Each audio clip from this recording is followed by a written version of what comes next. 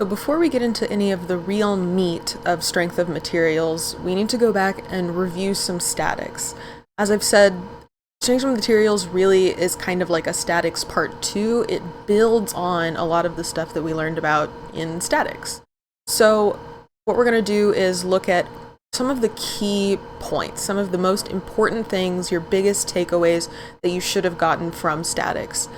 And if you're looking through any of this and you're kind of confused, or you're like, oh, I really struggled with that concept in statics, I would really recommend going and doing some practice problems. I have some in the mastering engineering, but if there's any of those that you're really struggling with, I really think that it would be best to address those now, because we are going to be using a lot of this stuff that we're talking about all throughout strength of materials. So it's really important to kind of have this stuff down. So the first thing would be just like our basic, like, loads and reactions, right? We spent a lot of time looking at different bodies, rigid bodies, both as like a particle and as a rigid body, looking at forces on those things, where we had maybe some surface loads or some concentrated forces on a body, where we have a body and there's some force on it. Or maybe we had a body with distributed loading on it, something that looked like that, over something linear like this, or it could have been even over an area when we were looking at 3D, right? So these distributed loadings, these forces, loads on our things, as well as the weight of the body itself. So this body itself could have some weight W that we need to take into account. Those are all of the types of kind of loadings that we got used to seeing. And then there were the reactions. So for example, if I had some body and let's say, this is like a rope, right? I had some rope attached to this body. We know that the force through this rope was just a single, like a tension force, we usually called it. There was a force through this rope. Or if we had some beam like this with a roller and a pinned connection on each side, we would know that those reactions for the roller would look like one single force that is acting normal to that beam. So this is maybe FA. And then over here at the pin, we have two forces now, right? One keeping it in the X direction and one keeping it in the Y direction. So keeping in mind all of those different reactions, whether we have pins or rollers or maybe a fixed support, where here you're attached to a wall, right? So you have something maybe glued to the wall, where now we have not only the X and Y reactions, but we also have that moment, right? So that moment in addition to the X and Y reactions on the wall there. So those are some of the reactions that we have. And the way that we were solving all of these loads and reactions and everything would be usually by finding a resultant force. So taking all of these forces, finding the resultant force. Or we were using our equilibrium equations to go ahead and solve for those reactions and see what was going on with that beam, right? Because these were usually unknowns for us anytime we were given a beam, so we would have to use our equilibrium equations. Right, sum of our F forces equals 0, and the sum of the moments equals 0. And whether you're in 2D or 3D affects how many equations you have there, right? So in 2D we had the sum of the X, sum of the Y forces, and then just the sum of the moments. When we hop over into 3D, that also added the sum of the Z forces, 0, and then also the moments around every axis, right? So a moment about Y, moment about X, moment about Z for our 3D equilibrium equation, right? And how did we apply those? So those equilibrium equations, we always had our diagram and we would draw our free body diagram, right? we draw our free body diagram, and then we apply those equations, and we solve for whatever unknowns that we're missing. So our free body diagram just means that we're taking our body out of the equation, right? So instead of a, if we were looking at an airplane, for example, instead of looking at an airplane like this, we would just draw it as a body and say, okay, maybe I had, a force here and a force here. Now I just draw those more simply as a force here and here on this free body diagram. We remove the body and kind of represent it with this line, and then we apply the forces to it so that we can see a little more clearly what's going on. Right? We can calculate our distances, apply our equilibrium equations, and then solve for our reactions, right? Solve for anything that we're missing in our diagram. So that was everything external that we talked about, but we also talked about internal forces, right? So inside of these beams, if we have this, let's have a little beam here. If I have my beam and I cut it open, then we had these internal forces in here of our normal force, which is perpendicular to this cut surface, the shear force, which is kind of tangent to this surface, shear force represented by V, and then also a moment, an internal moment within that beam, within that body. Those were our main internal forces, and we were solving for those and building shear and moment diagrams with these internal forces from where we cut through a body. Now, when we move into 3D, which we'll be doing a little bit more here, we had a few more labels for things. Right, so in addition to having our normal force and our shear force, now we have a shear force in another direction. There are two shear forces, as well as 3 moments. So each of these forces, the normal and the shears, all have moments about them.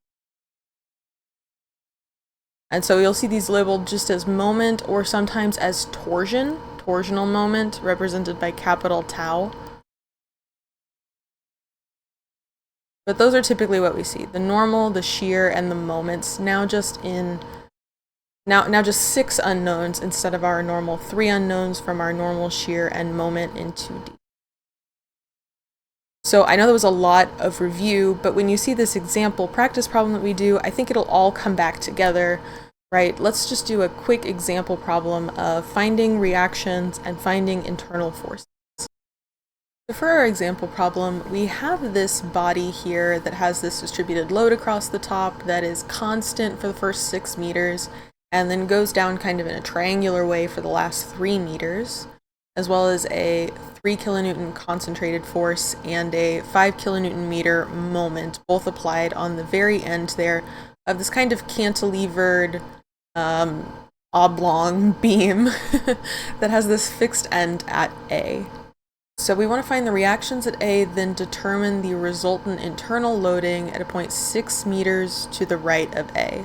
6 meters to the right of A, that's this point where we transition from this straight linear distributed load to this more like triangular shaped distributed load here. So this point here is where that transition is. So I'm going to label this as C. And that's where we're going to find our resultant internal loading. So we're going to go ahead and find our reactions. Find our reactions at A. If we remember, A here is sitting on a fixed end. It's attached to this wall. So since it's attached to this wall, if I draw my free body diagram, always my first step, my free body diagram for this, I'm going to draw it just as a line. I'm going to have this whole distributed load, right, that's straight, and then it goes down in a triangle. I have that concentrated force of 3, that moment of 5, and then all of my reactions are only at A. This is a cantilevered beam, so my only reactions are at A. I have one in the Y direction, one in the X direction, and then a moment. Moment about A. Now, for these for these distributed loads that I have here, I'm going to go ahead and simplify these into resultant forces, right? So remember, the way we do that is we multiply this load value, this kilonewtons per meter load value that they give us, times the distance, right? We find the area of that shape that this distributed load makes up. So this first area here is a rectangle that is 6 meters times the height, right? The area of a rectangle is going to be length times width. So here my length, 6 meters, and then the height here is 0.5 kilonewtons per meter. When I multiply those two together, that gives me 3 kilonewtons. And that acts for a rectangle, it acts through the centroid of the rectangle, which is exactly halfway through the rectangle. Right, so I know that this distance here is half of 6 is 3 meters. Right, acts halfway through that 6 meters. I can do the same for my distributed load of the triangular portion. Right, so my area of a triangle is 1/2 base times height, so 1/2 times my base here is 3, times my height is 0.5 kilonewtons per meter, so 3 times 0.5 times 1/2 is going to be 0.75 kilonewtons. Keep all my units on here, so my 0.75 kilonewtons, my resultant, and it again acts through the centroid of that shape, which we know is 1/3 from the side of the rectangle, right? So this is where the side of the rectangle is, so it happens 1/3 of the way in from that. 1/3 of 3 is 1. Go down to the end, and that's 2 meters. So this is my full free body diagram broken down with my simplified distributed forces, right? I've just made those into a resultant force. So with this, I'm going to go ahead and apply my equilibrium equations so that we can find what those reactions at A are, right? It works out perfectly, right? We have 3 unknowns, 3 equations.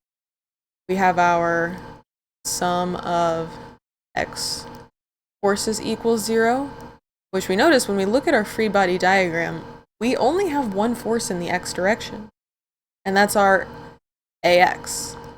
So easy enough, AX is just 0, which we could also know by inspection, but sometimes it's nice to just write out your equilibrium equations to make sure you're hitting them all. And so AX is 0.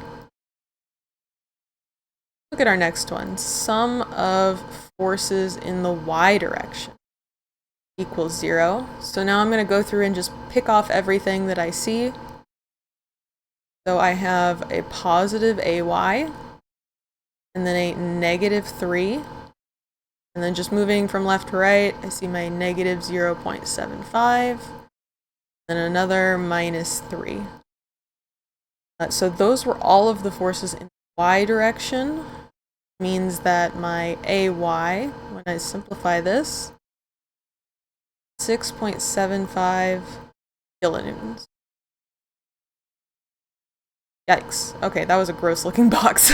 That's okay. We'll just move on and find our moment as the last thing. And this is the thing that is usually the most difficult guy to do. Just because there are so many distances and forces you have to multiply, right? So our moment, again, if we recall, a moment is just a force times a distance. If I take the sum of my moments, I'm going to take a moment where counterclockwise is positive, a moment about point A here.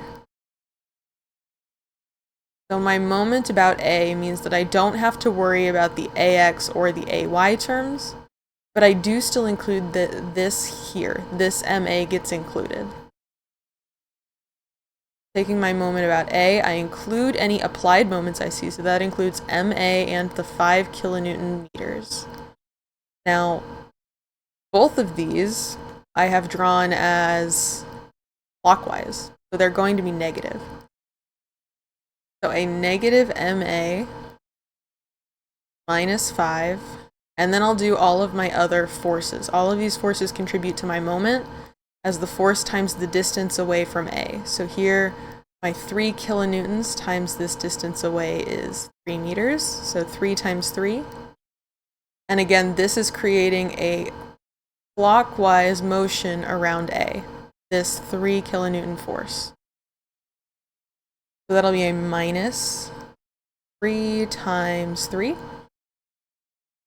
Then walking on down the line, I have this 0.75 kilonewton, and its distance away from A is 7. So minus 0.75, 7. Then finally, that last applied force is this 3 kilonewtons on the end here, minus 3 times its distance away is 9. If I add all those together, what I'm going to see is that I've actually drawn my moment the wrong way, right? My moment's going to come out as a negative here. So my moment about A, when I punch that into my calculator, I get a negative 156 kilonewton meters. And all that means is that my moment is not actually going clockwise, it's going counterclockwise. Right, so you can write it as negative 156 kilonewton meters clockwise, or you can write it as MA is 156 kilonewton meters counterclockwise, and make it a positive. So just keep in mind that the directions of these things matter when you're doing these externals. Whatever way you draw it, if you ended up drawing it the wrong way, then your direction's going to turn out to be the opposite of what you thought it was. Right? So we guessed it was clockwise, but it was actually counterclockwise. That is our moment about A. So that's the first part, just solving for these reactions from all of our external forces, right? Those reactions at A. But our second part, we need to determine the resultant internal loading. So remember, the internal loading is the shear, the normal force, and the moment that we get when we cut through a point. So the place we're cutting through is C right here, right? So we're going to cut through the beam here, which means we can use either side of the beam that we're cutting through. So we draw a free body diagram for that. Let's take a look at both free body diagrams here. What do each of those look like?